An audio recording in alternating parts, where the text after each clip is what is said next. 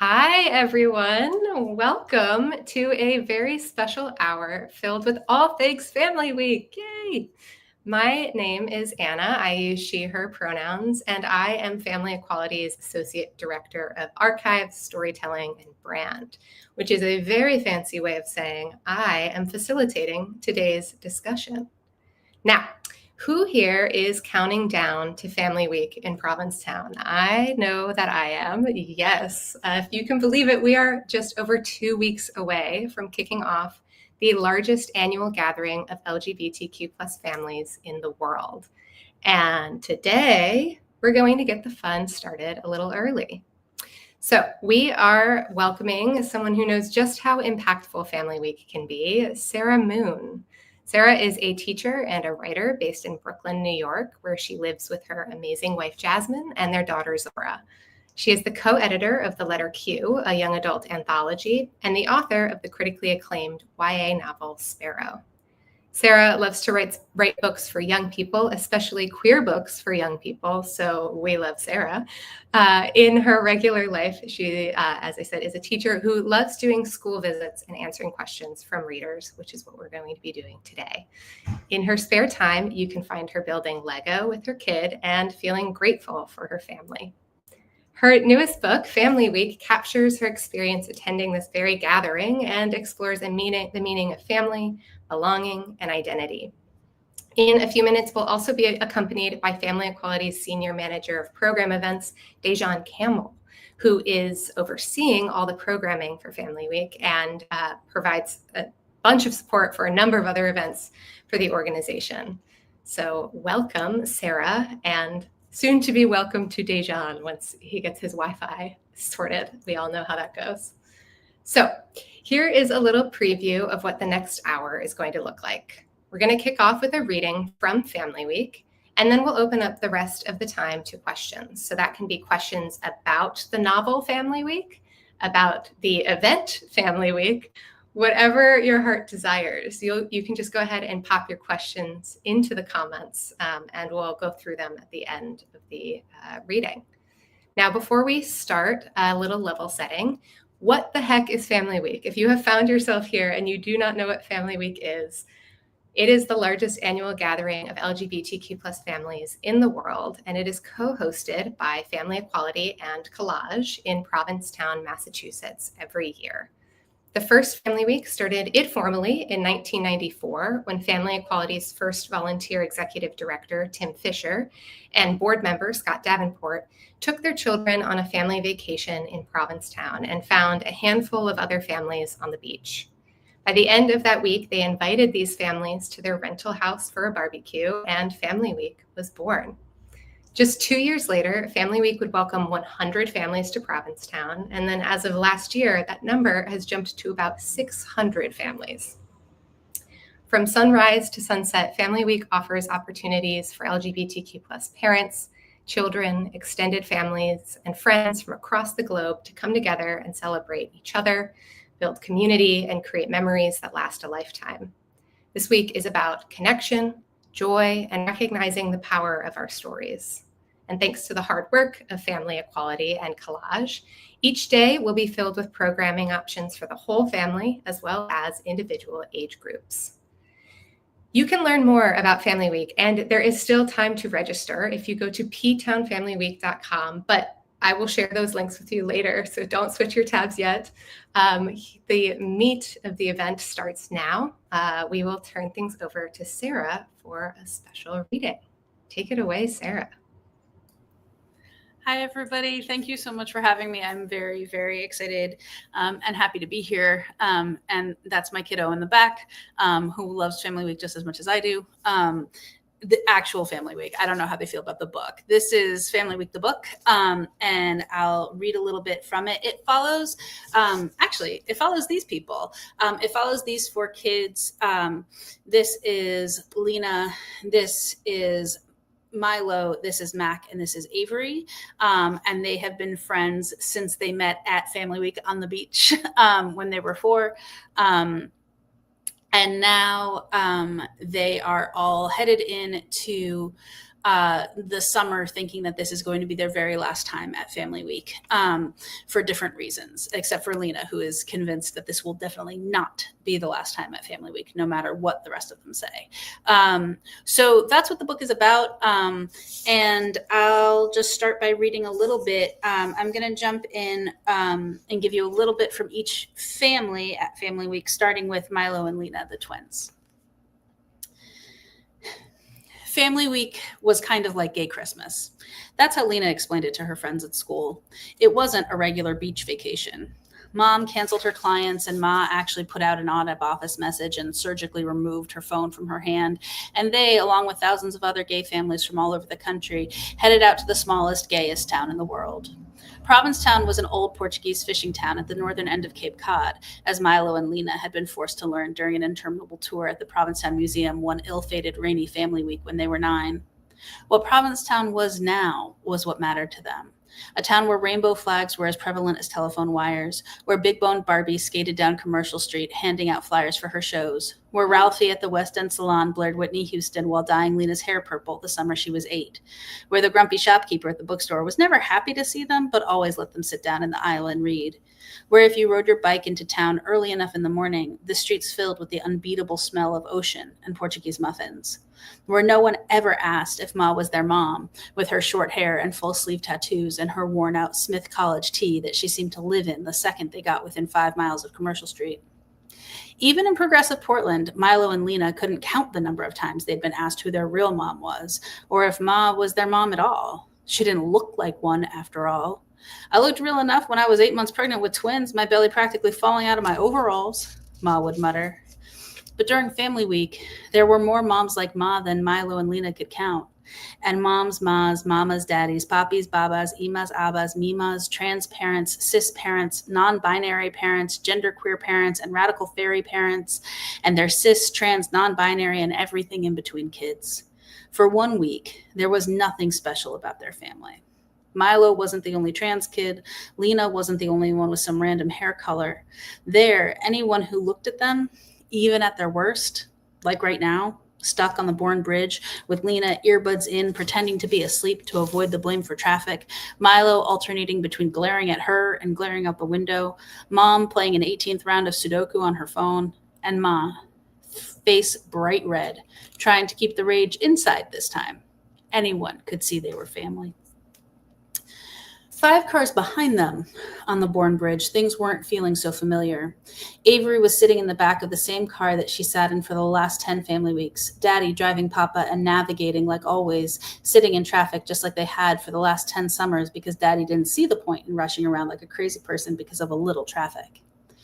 Normally, Avery would have begged for them to leave earlier, waking up at 5 a.m., bouncing on their bed, screaming, Family Week, this Gaby is ready to go, until Papa got up to make breakfast and Daddy finally gave in to her exuberance. But this year, Daddy had to knock on her door when it was time to go, gingerly, apologetically, the way he'd taken to doing lately. You wouldn't think that it was possible to say I'm sorry with the way you knocked on the door. Avery wouldn't have thought so either, but after this year, she knew that those 2 quiet knocks were saying exactly that. Baby? His voice was a soft question. It's time to go get Papa.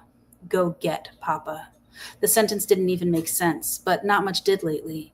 Since January, Daddy had been staying 3 nights a week at the house, Papa 4. They couldn't even get divorced like a regular family. Instead of Avery moving back and forth between houses, she stayed in her house and they moved back and forth from an apartment they rented in town. She understood intellectually why the child psychologist they consulted for their uncoupling, unfamilying was more like it, she thought, suggested it. But she probably hadn't mentioned that Avery would be able to hear Papa crying at night, curled against the pillow that still smelled like Daddy from the night before. She hadn't mentioned their apartment in town would be the saddest place Avery would ever go. She'd only been once, so that she could see where they were when they weren't with her. The futon, the kitchen with 2 plates, and the saddest, the toothbrushes. At home, or at the place that always felt like home until 6 months ago, their toothbrushes had all sat in the same silly Doc McStuffins cup in the bathroom from that one time they let her go to McDonald's when she was 5.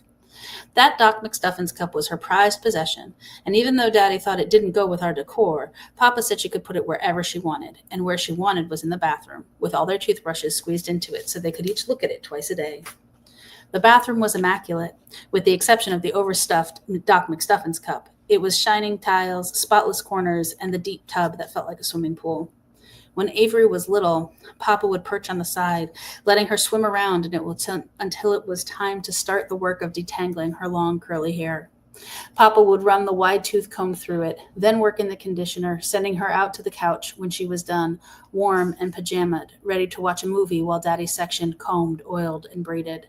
Some lady, okay, many ladies, on the playground would exclaim about Avery's hair from the time she could remember. "What beautiful hair! Did your mommy braid it for you?" And she would say, "No, my daddy did," and point to Daddy sitting on the bench who waved with a practiced half-smile, half-raised eyebrow. Daddy said he learned to braid by watching Aunt Teddy and Aunt Jill get their hair done on Saturday mornings and being so jealous that Grandma Birdie wouldn't braid his. At night, Aunt Teddy would take her hair down and show him how to weave his fingers through, pulling tight, but not too tight. Avery took pride in her hair. "Your crown," Daddy always said, "my queen." But lately she'd just been throwing it up in a ponytail 5 seconds before school. Every time she thought of letting Daddy do her hair again, she thought of when the baby would come, in the new house, Daddy doing her hair. This little baby would have this perfect life. All it took to get it was destroying Avery's. When Mac was little, the ferry to Provincetown was the best part of every summer. Watching Pilgrim Monument come into the view over the horizon, the wind rushing past his face, leaving his hair a mess and tossing more than one baseball cap into the ocean, he felt like an adventurer. Mom got him his first pair of binoculars so that he could stand right up next to the railing and look for whales or dolphins or seals or sharks while the ferry zipped from Boston to Provincetown. It was usually the best 90 minutes of his year. But this year, Mac was asleep inside his pulled-down hoodie until the ferry docked and Mom had to shake him awake. "We're here, Mac," she said as she grabbed her backpack and her baseball cap. He had found Mom even more embarrassing than usual lately, with her hat with the cat ears that she hadn't stopped wearing since the Women's March in 2017, and the way she always shouted, "I love you, Mackie Mac," whenever she dropped him off anywhere. He'd asked her to please stop, and she always said she would, and she always forgot. Every summer, Mac and his mom would fly from Madison, Wisconsin to Boston, spend the night at a hotel, and then take the first ferry over to Provincetown the next morning just for Family Week. He had already informed her that this would be his last year. "I'm too old for this mommy and me stuff, Mom," he said. "Bad news, buddy. It's basically mommy and you forever around here, Family Week or not." Mac's mom had had Mac by herself, on purpose. Single mom by choice, she'd say proudly. Carol was a librarian at the local high school. From September to July every year, she was exactly what you thought of when you thought of a librarian. Sweet, soft-spoken, profoundly nerdy, a knitter. She was one of those teachers who kids believed lived in the school. It was impossible to imagine her outside the library. But once Family Week came around, she shed her cardigan and bifocals for rainbow shirts and sunglasses that she didn't remove until school started again in the fall. If Family Week was a parade, Carol was the grand marshal, the head cheerleader, the biggest, loudest fan. Family Week felt really good for his mom. Mac knew that. For her, it was the one time of year when she felt completely herself. But for him, it was just a different way of feeling weird. Okay, now we're going to get to Provincetown and spend a little bit of time there, and then I will make way for questions and more conversation. Commercial Street ran the entire length of Provincetown, decked out in rainbow flags and pedestrians who didn't know what a sidewalk was. Cars were considered an unwelcome pest, and tourists took special pleasure in walking as slowly as possible in front of them, right down the middle of Commercial. The streets overflowed with shirtless men on bicycles, drag queens on roller skates, the smell of fried seafood, the sweet scent of patchouli from more than one specialty shop, and of course, straight people who came to gawk. Commercial Street was the beating heart of Provincetown. The house was not on Commercial Street. The house was tucked away on Howland Avenue, deep in the East End, where it was all art galleries, artisanal tofu, and hushed tones. Every year, Kevin and Andrew tried to convince Julia and Em that they should try the West End next year, where the shirtless bicycle boys retired at the end of the day, and there was always house music coming from someone's backyard. And Julia and Em always said no. They preferred the quiet. Maybe they should try nearby Truro next year. They could stay right on the beach. They could always drive into Provincetown for fun. And Kevin and Andrew rolled their eyes while Carol said that she was fine with wherever they were. It was just so nice to be together. The house on Howland wasn't perfect. It was hot. It creaked whenever anyone took a step. There wasn't a view of the ocean, even though it was just a block away. But for 1 week each summer, it felt like theirs. Mac and Mom arrived first, and for a few moments, Mac was glad they had come. It was cool and shady in his room on the second floor, with a tree whose branches clicked happily against the window, moved by the ocean air. He shouted a quick, "Be right back," to his mom, who was wandering around turning on lights, checking the state of the kitchen like a cat who had to check out every room in the house before settling into the sunlit patch on the floor. He walked down Howland, past the corner store with the best breakfast sandwiches and the playground where he and Milo used to spend hours playing freeze tag, to the alley behind the gallery on the corner of Commercial. An old log sat at the back of the alley. Beyond the log, sand stretched to the ocean. Matt climbed to the top of the log, sat down, dug his feet into the sand, and took his hood down. It felt good to be alone with the sun in his face, smelling the saltwater smell that never made its way to Madison, Wisconsin. For a few minutes, he didn't think about stupid school or perfect Milo or anything else. Just sun, just salt. The air filled him up inside, and he felt like he could float away from all of it. He closed his eyes, and he could feel his body going up and down with the soft waves that landed at the shore. The sunshine woke up everything from his freckles to the atoms underneath. He felt so alive. And so, yes, the word was happy. The momentary peace disappeared the second Mac returned to the house, as he knew it would. He arrived amid a flurry of hellos. "Oh my goodness, you're so big. I can't believe you're going to 8th grade in the fall." Kisses and hugs, and "It's so good to be here's." Avery narrowed her eyes at her dad's, who greeted everyone with huge fake smiles. "They're good. We're so good. How are you?" clanging loudly in her ears. Somehow, the biggest news of Montclair, New Jersey hadn't made it up the coast. Avery slowly shook her head as she realized no one knew what was really going on. "Hey," she said to Lena. "Hey, hi," said Lena. "It's good to see you." Sorry, I just want to jump a little bit down. Okay. So the piece that you're missing that is a little bit of a spoiler, but not too much, is that Lena has written a love letter to Avery, who has not responded, which is why she's so awkwardly saying, "Hey, hi." So here we go. The adults started staking out their territories. Em and Andrew checking the propane for the grill, Carol showing Kevin and Julia what changed in the kitchen since last year. Soon they would all meet on the patio to compile the world's biggest shopping list, and Andrew and Julia would head to the Stop and Shop to fill up 3 shopping carts full of groceries that would last the 9 of them 3 days max. Em poked her head out of the screen door to check on the kids. "While we're getting set up here, why don't you guys go get something to eat? We'll meet you back here for dinner at 6. She handed cash to the twins for all of them and let the door swing closed behind her. "I would definitely prefer not to be here for the fun fest of watching your dad fret over how the knives aren't sharp enough and my mom arguing with Kevin about if you can really tell how much propane is in the tank by shaking it," said Lena. "Well, let's go then." Avery got up quickly, grabbing Lena's hand and dragging her off the porch. "Gentlemen, attention," she called to Mac and Milo. "Let's go." Even though their fake happy voices sounded like nails on a chalkboard, Avery could see why her dad did it. It felt kind of good to be out of Montclair, where everyone looked at her with pitying eyes, and back with the Family Week crew who thought nothing had changed. For this afternoon, she would just decide that nothing was weird. She looped her elbow with Lena's and started to skip as they turned onto Commercial. "Where should we go?" asked Milo. "You know there is only one answer to that question," said Mac. "Indeed, Spiritus awaits." Mac groaned. "You were the one who said there was only one answer," Lena said, laughing. "Just because I know the answer doesn't mean I like the answer. Spiritus is so far away."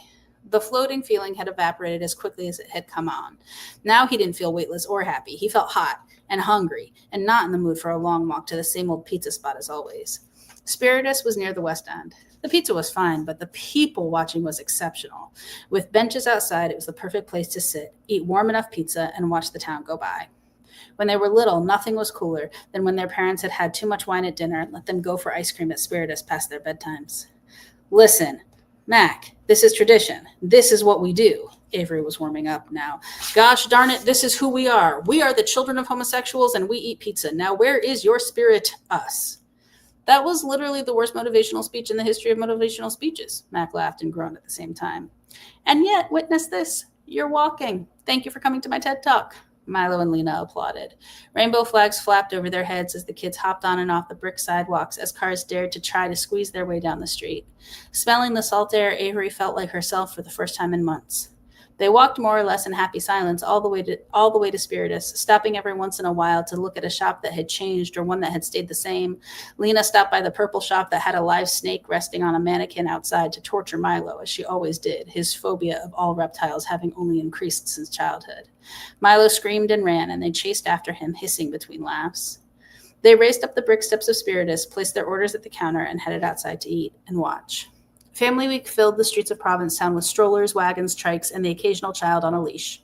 The shop owners were not always thrilled by the increase in sticky handprints on their doors, the sippy cups spilled on their floors, the dirty diapers in their restaurant bathrooms, but Provincetown was doing its job, providing paradise for people who couldn't always find it elsewhere.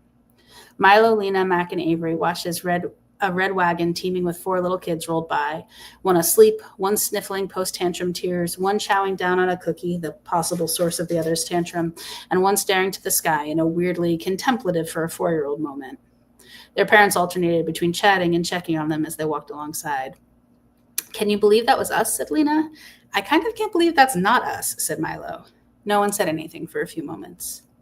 "I'm not coming after this year," said Matt quietly. "Me neither," said Avery. I will stop there. Oh my gosh, that was amazing. That was like exactly the excerpt I was hoping, because as I said in the comments, it highlights the age-old debate of fairy versus bridge, but then also you give us all the dynamics of all these families. I had the pleasure of reading this book thanks to the local library. I was thrilled to see that they had it so I could take it out.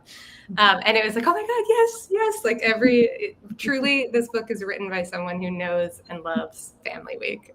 So if you haven't read it yet, I highly recommend that you go out and do that.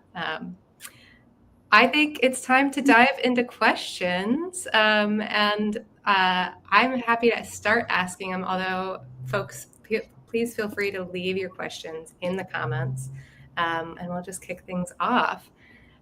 Sarah, I said this book is clearly written by someone who knows Family Week. So what is your Family Week story? We all have one. Yes.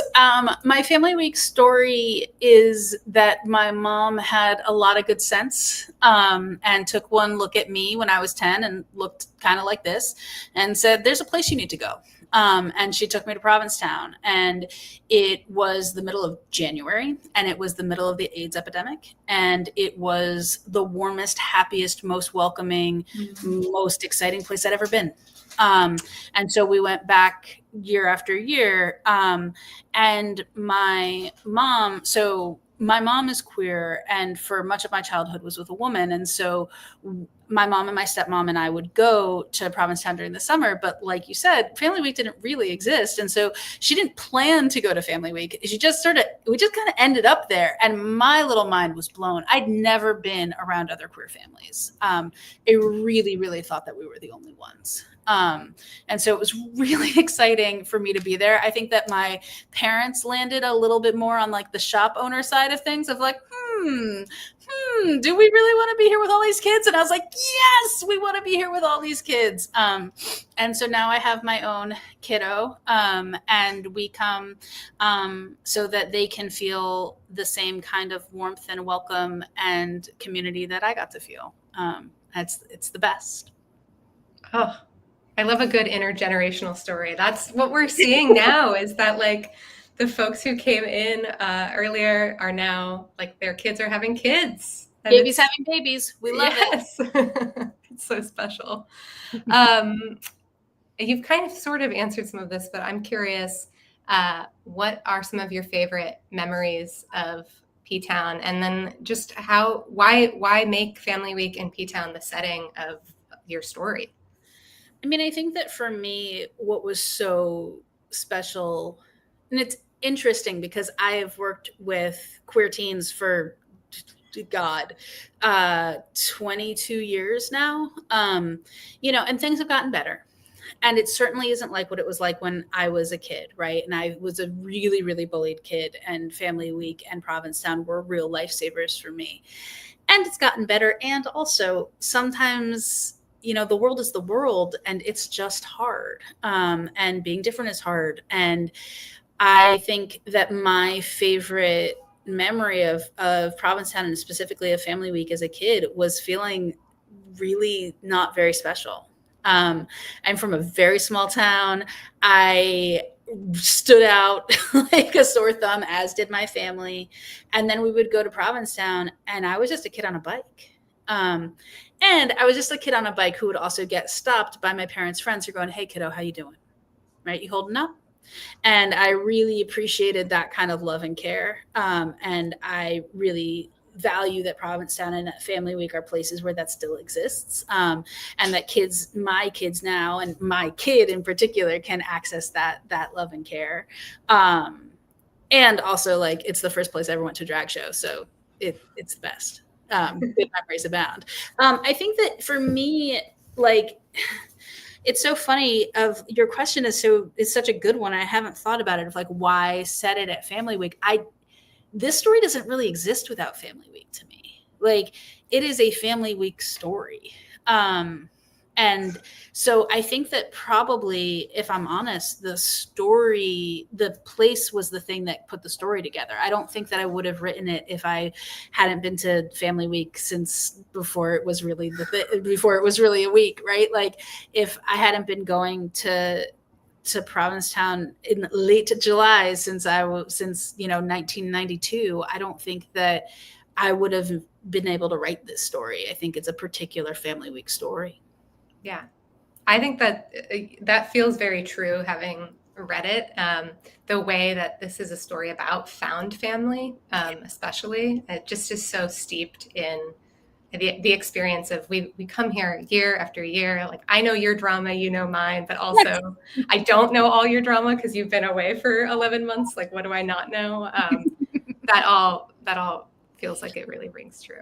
Yeah, no, like how family can change and also stay the same, which is sort of like Family Week and Provincetown, right? Like, these are places that change, but like the family is the family, right? And that is going to have different people at it and different configurations, and it's not going to be the same every single time, but it's still gonna get us through. Yeah, exactly. Oh, okay. Well, if we haven't convinced the folks watching to attend Family Week at some point, I have a comment from a viewer, and this was also a question I had for you all, which is, you're both experts at this point. What's your advice for first-time Family Week families? Yeah, I'll hop in here. Can you hear me okay? Yes. Okay, perfect. This is going to sound very simple, but it's very impactful. And if you do it, I promise you will thrive during Family Week. Dive right in. So last year was my first time attending Family Week. It was my first time producing Family Week as well. And so for me, I had to be very strategic about making sure that I was getting all the work done and the programming was great. But I also took time to take it all in for myself, because, I'm not just a staff member here. I'm a part of a movement. We are all a part of a movement. And so much of Sarah's story resonated with me and resonates with so many families. And you can look at the schedule and see 1,000 events throughout the week and kind of get overwhelmed. Like, where do I go? What do I do? Dive right in. Take your time. You don't have to go to every single thing. We're going to do this forever, right? But if you are a first-time family, first, I want to say we're so excited that you are coming to Family Week. We hope that you feel the love and the acceptance and the unity and the equality in Provincetown. But just dive in. It is a magical week. And those aren't just words. That is so, so true. There is something you're going to experience at Family Week that you just won't experience anywhere else. I truly believe that. So dive in. Don't be scared. Do it. And if you are scared, we have people there who are going to make sure you feel welcome and have that sense of community. What about you, Sarah? I would echo that. I mean, I think it's really easy to feel intimidated. It's lots of people, and sometimes it feels like, oh my God, probably everyone here has been going since 1992. No, we haven't. And we don't all know each other. This is not like it is truly a place where people are really open to connection and to community. And I think that if you sit on a bench and watch it go, watch the town come to life, it'll just bring you with it. I think that it's a really there's something that happens that a little bit defies explanation and doesn't actually demand that much of you other than your presence in your company. Oh, that's so well said. It's almost like your job is to make words sound good. My advice was just going to be pack sunscreen. So make sure you do that as well. And water bottles. We do have a first-time family who's watching right now. So hi, Erin. We're so excited that you will be there and can't wait to meet you. Erin asks a question. It kind of aligns with a question that I have. So I'm going to merge the two. Dejon, you are in the thick of planning for Family Week. Can you share some highlights for people to look forward to? And along with that, maybe a little more info on the whale watching and the trolley. I am not in the thick of family. What is Family Week? No. First, Erin, we are so excited to meet you and your family at Family Week. If I don't come find you, please come find me so I can give you a great big high five, hug, whatever you're comfortable with. So there's a lot that we have on the schedule. One of those things, two most popular things, is that trail ride, trolley ride, and the whale watching. Those links are going to be live next week. So one of the great things that we have the opportunity to do for Family Week is partner with so many different organizations and companies. And the beautiful thing is they have their own registration links for some of those events. And so we are just waiting. We are and anticipating that those links will be available next week. Here's some of the other things, though, to look forward to. This year, we're bringing back a second day of our drag story hour. Last year, it was jam-packed for that one time. And we had families emailing me that night, like, you better add a second show. And I did. And so we're bringing it back this year. Another big highlight that is new, we're doing our family movie night this year. So last year, we unfortunately couldn't do it. This year, we're bringing it back, and it's going to be at the Provincetown Inn. It's going to conclude with our family night out.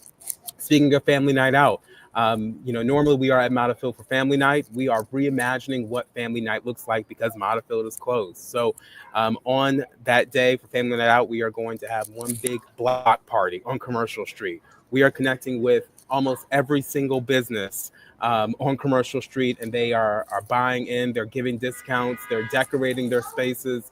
I even heard one business say that they're going to hire a DJ and put the DJ out there and create their own party.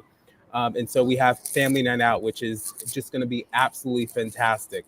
And so, look, the schedule is just filled with so many things. One of the biggest questions that we do get is about the links. And I can guarantee you we're going to try to continue to get links out earlier every single year. That's been my promise since last year. But all of the links will be live by next week. Awesome. Yeah, I will say part of the magic of Family Week is that it is like a community-wide effort. Of course, Family Equality is a co-host, but I think so much of what makes it special is that these activities are partner activities with people who are like on the ground and do this work 365, right? So that also means that Dejon is coordinating like a million people at once, which would help explain where we're at and what we're doing today. One thing that we're often asked during Family Week is, what's the point in registering for Family Week programming? Dejon, I wonder if you have thoughts on why registering is important. So Sarah wrote a beautiful book about Family Week. I have a book solely on why you should register. So you can pick that up in our Family Week store. There's multiple reasons why you should register. One, you're going to get access to all of the communication about the week. Leading up to the week, we're sending out updates. During the week, we're sending out updates. And so you registering connects you with our communications that are going to be sent out. Secondly, we're extremely intentional about the programming that we have, and we want to make sure that we are planning and preparing for the right amount of people that are showing up. And so registering lets us know, hey, you're coming. This is what we need to plan for. We want to make sure that your family has a tote bag. We want to make sure that your family has, a wristband. We want to make sure that you are a part of this process. And so you might have an inkling to say, I might just, walk up and this, that, and the third. I highly encourage you to register. The other piece to that is, with all the events that are going on, there is an energy just to like get in the room, go to the event. If you're not registered, you're going to have to register before you attend any event. And so to prevent that time where you'll have to step to the side and register on site, you can just take that time now so that you can go right into all our events and experience the Beauty of Family Week. So it's all about intentionality on our end. We're going to make sure we're preparing for you and your family, but it also is about making sure that things are streamlined so that you can gain access to everything that comes with what happens before Family Week, during, and then even after, because we communicate with you with information after that. So ptomfamilyweek.com. That's it. Easy to remember, I think, but I've been saying ptomfamilyweek.com for years, so maybe it's just me. Can I add to that as someone who doesn't always register for family? Yes, please give us. I know it's horrible, but here's the thing: I'm a gaby of a gaby, and I've been coming to Provincetown for forever, right? And so I feel very comfortable. I feel very in my element, and I think that can allow, and also like other members of my family who have different schedules than I do, and it doesn't always allow us to do all the family week things that we want to do, which is fine. But for people who are coming seeking this community that you do not otherwise have, especially seeking that community both as parents but also for your children, I think that the family week programming is really essential because it takes down some of those uncomfortable barriers and gives you that sort of way to connect with people that you otherwise wouldn't connect with. Having a shared experience often leads to shared friendship, as it does for these four characters in the book and for lots and lots of people in real life. And I think that for our kids, being in those spaces together is really special, and being intentional about that, I think, can really help with some of those feelings of difference and some of the things that can be challenging about being a gaby. Yeah. And can I just add really quickly, because Tanya reminded me here, registration is pay what you can. We do not want finances to be a barrier, ticket prices to be a barrier to you coming to Family Week. So, it really just takes nothing but your time to go ahead and register for Family Week. So again, I can't stress the importance of that enough. Yes, absolutely. Thank you. I was going to call that out too, so I appreciate it. To Sarah's point about like it's one way to meet new people, that was actually a question that I had. So much of your story, Sarah, centers around chosen families, and they're specifically families who meet every year at Family Week. So for both of you, what advice do you have for people who are going to Family Week looking to make friends and make community? I mean, number one, register, right? We've learned that. But what are the other pieces of advice you might have? Well, we have these amazing opportunities throughout the week called affinity groups. And they have looked different over the years. This year, we have, it's really going to have a day party kind of vibe to it. One of the biggest pieces of feedback we received about the affinity groups is that parents just want to have a good time. They want a free and open space to connect in a unique and organic way. So throughout the week, you'll see we have a number of affinity groups: dads, moms, BIPOC, non-binary and trans. The list goes on. We have an international affinity group. And so if you're looking to really kind of dive deeper with those connections, meet people who may live where you are or who identify how you identify, then those affinity groups are going to be a great place for you to build connection. Also, we have our Parents' Night Out that's going to be later in the week. That's something that we're offering for the first time this year.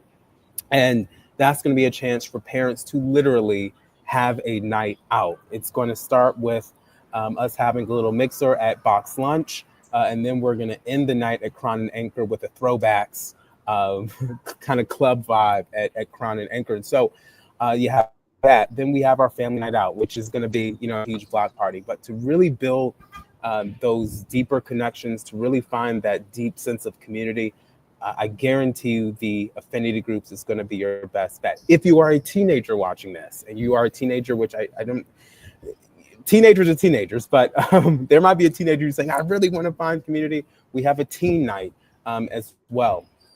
For our little people, we have littles gathering daily. We have yoga. There are so many different spaces and places where you'll be able to find community. And I can't tell you how many families have come and found that, whether it be at yoga, affinity groups, our family night, etc.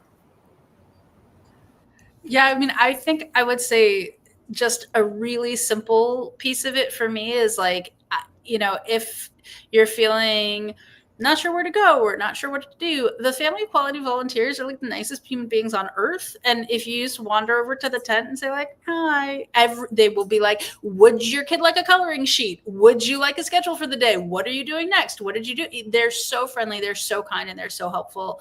And I find that like space right by the tent is also just like a really nice place to hang out and meet folks, and gives a little bit of a summer camp vibe that I'm very into.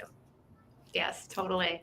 Yeah, and Dejon and I will both be there. So if you don't know who the Family Week volunteers are, just look for our faces. We are there. We're happy to help. Yeah. And I will walk with you, and we will find something. We will find community. I'm so big on that. So and not just me, our entire staff. We just remarkable people. So thank you for that, Sarah. It is so true. I work with the most amazing people in the world, and you'll be able to see that during the week. I'm looking through some of my questions. Let's see. We're talking a lot about Family Week 2025 because that's 2 weeks away, but perhaps someone is watching this who has just now heard of Family Week and maybe they're thinking about 2026. So what would you say to someone who's like thinking about doing it but isn't quite sure? Yeah. Stop thinking, do it. That's the initial thing. Sometimes it goes back to what I said earlier, just dive right in. You'll be able to see throughout the week us posting on social media, and you'll be able to get a glimpse of what Family Week looks like. But, as amazing as our communications teams is, it is hard to capture what you're going to experience at Family Week. So if you can't make it this year, plan for next year. We'll be releasing the dates at the end of Family Week 2025. Just register, dive in, make the jump. It's worth it. It's worth it. We can sit here and talk about how magical it is because it truly is, but it's one of those things where you have to just experience it in person. And once you do, you'll be coming for 25 years. I have a friend who is a Family Week regular. She lives in New Jersey, and she last year was graduating from graduate school in the middle of Family Week. And so she had this big final project that was due in the middle of Family Week. And I was like, so what are you going to do? Are you going to stay home? And she was like, no, absolutely not. I'll be finishing my project early. I'll be driving up overnight. I'll be getting there at 7:00 in the morning. And I'm only going to get 2.5 days of Family Week. And that's totally going to be worth it. And I was like, yeah. So like that Family Week makes people do things like that. I think is probably the best way that I know how to explain it. And whatever your equivalent of that, it will probably make you do that too. Yeah, that sounds about right. There are a lot of stories like that. I will say, if you're thinking about Family Week and you're like, what is this magic of Family Week everyone's talking about? One way to get a sneak peek is by joining the Facebook group. I know for me, when I had just started at Family Equality, I joined that group and I was like, what is this place? It's really a magical Facebook group. And as Family Week really ramps up, the way people post their own stories and are just willing to help people. I mean, it always warms my heart. I see like a baby shoe, and someone's like, "Did you lose a baby shoe on Commercial Street?" And then someone comments like, "Oh my God, thank you, you found it." And that happens like 12 times a day. There are a lot of lost baby shoes at Family Week for good reason. So join that group if you haven't already. I think we're coming close to the end, so I wanted to do a quick speed round for the both of you. So in one word or short phrase, I've got a few questions for you. The first is best place to grab a sweet treat in Provincetown. Fudge Factory. I love fudge. I know it's controversial. Dang it. I love it. Okay, Ben and Jerry's. There you go. Boom. As a former Vermonter, that's probably a good answer. Best place for a late night snack. It's not super late because I'm, I don't eat too late, but Spiritus Pizza has some of the best pizza ever. Yeah. Like, it's fantastic. So yes. It's also, I mean, it is the best answer. It's also probably the only answer. But if you want to eat late, go to Spiritus. Yeah, I guess the better question is best bedtime snack, right? Because Family Week bedtime is like 7 p.m. That might be a little better. Best place for people watching. I'm also going to vote Spiritus. I was going to say inspired by that excerpt. Yeah. Because they have the benches right there, and that's a fantastic place. Best cup of coffee. Joe's. Now, if there's any other P-Town coffee shops watching right now, I'm so sorry, but Joe's is life-changing. It gets me through the week. Amen to that. Thank you, Joe. I don't drink coffee, but rest in peace, Wired Puppy. We were certainly known to make many a U-turn for Wired Puppy. Best souvenir shopping. All of it. Yeah, I was gonna say there are so many shops where I found sweaters and trinkets. Just go down Commercial. You are gonna find some. I will also note though, Sniffs Adventure has Family Week candles. That's a great souvenir. So pop by there for sure. I am guilty of having way too many Provincetown emblazoned articles of clothing, hats, etc. in my wardrobe. But I will say that my favorite place to buy something I don't need is Puzzle Me This. Absolutely. Yeah. Best activity for a rain day, because as much as we hate it, those days do happen during Family Week. I'm gonna say find a show at the Provincetown Theater. Yeah. They do some amazing work. They are so talented. I'm a musical theater person myself, so I love it. And I think that's one of the best things to do. We missed Carrie at the high school a few years ago, and my wife still brings it up every single summer. But I would say Drag Queen Story Hour at the library. Even though I know it's crowded, it's hard to get better. Yeah, and that library is gorgeous. Of course, that's where my heart is. Hello, I'm hosting a reading right now, but go to that library. Bridge or ferry?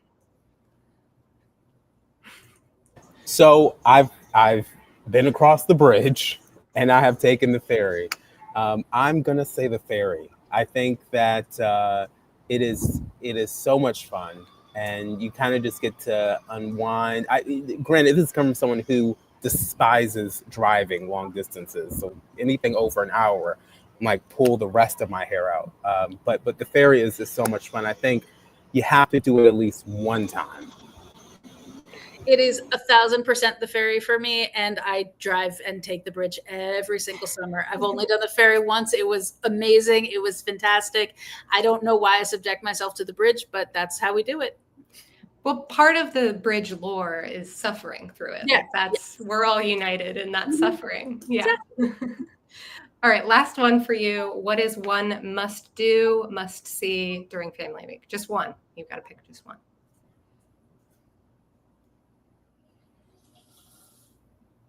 Easy. Beach Bash. You have to go to Beach Bash.